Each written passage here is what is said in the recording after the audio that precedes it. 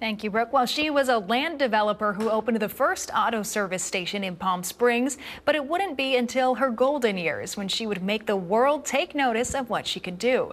In this edition of Our Desert Past, Steve Sumrall introduces Zaddie Bunker, the flying grandmother. At the controls of the plane you see flying towards us is Mrs. Zaddie Bunker of Palm Springs, California.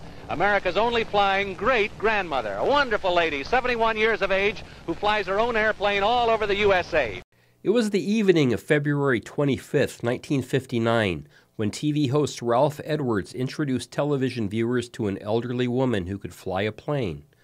On that night, the rest of America would find out something that the citizens of Palm Springs already knew.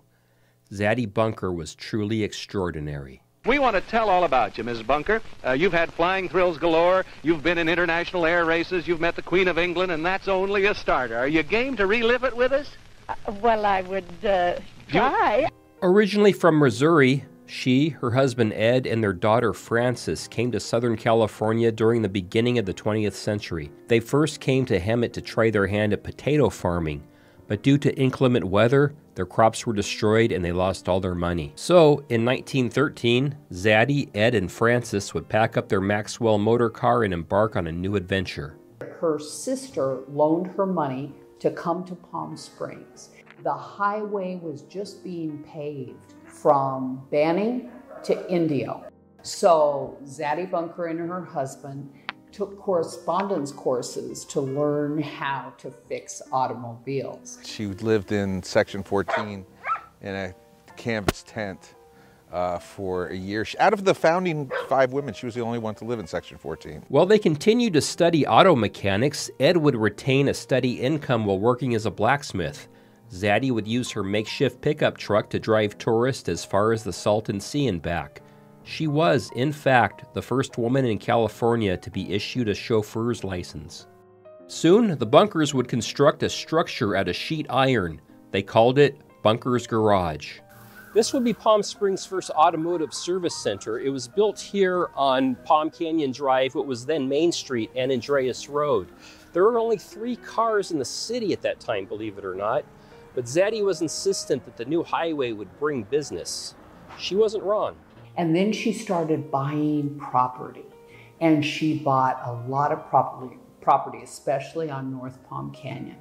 And a movie studio in about 1917, they were shooting a Western and they wanted to lease her property for a little Western town. And she said, well, that's fine, but when you build these buildings for this little Western town, please put plumbing in them. And so they did, and then she rented them commercially afterwards. As the city grew, the land that Zaddie owned became quite profitable. Garage eventually turned into garage and hotel or housing. And then they put in the pharmacy, then they put in the Chi-Chi, and they also put in the movie theater there, the Village Theater. The Chi-Chi Club was Palm Springs' premier nightclub, offering residents and tourists the opportunity to be entertained by such stars as Louis Armstrong, Liberace, and Jerry Lewis. But due to the racist policy of some innkeepers at the time, some performers were not made to feel as welcome. Nat King Cole came into town, and there was no hotel that he could stay at. There was no place he could stay. And so the owner of the club let him stay at his house. I think Zaddie got wind of that, and so she built an apartment above the Chi-Chi where acts could stay that were, that were non-Gentiles. Although she was a woman with an impressive list of accomplishments, it wasn't until her golden years when Zaddie would do the thing that she was most famous for, flying a plane. But it wouldn't happen without some resistance. Expressing concern for her safety, Zaddie's son-in-law, Plaza Theater owner Earl Strebe, attempted to foil her plans. So he heard about it, and he went to the airport and told them not to let Zaddie solo. And so Zaddie would go there and just kind of get the runaround and was like, what, this is garbage.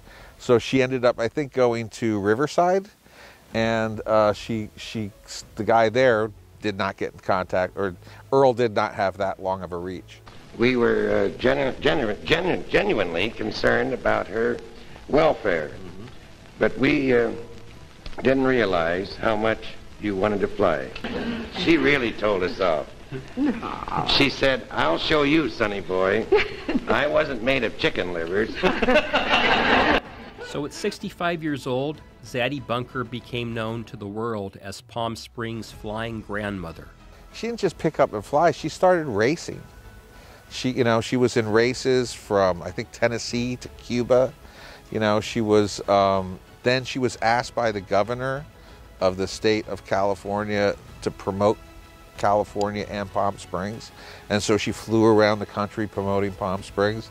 But as far as Zaddie Bunker was concerned, reaching the sky was only the beginning. And she had wanted to be an astronaut at the end, and she was going and taking classes. And she actually applied to the Apollo 11 mission and was taken seriously enough that they responded to her because, the Air Force did invite her. Chuck Yeager, in This Is Your Life, invited her to be the first woman to break the sound barrier. She was the co-pilot on a Super Sabre jet that broke the sound barrier.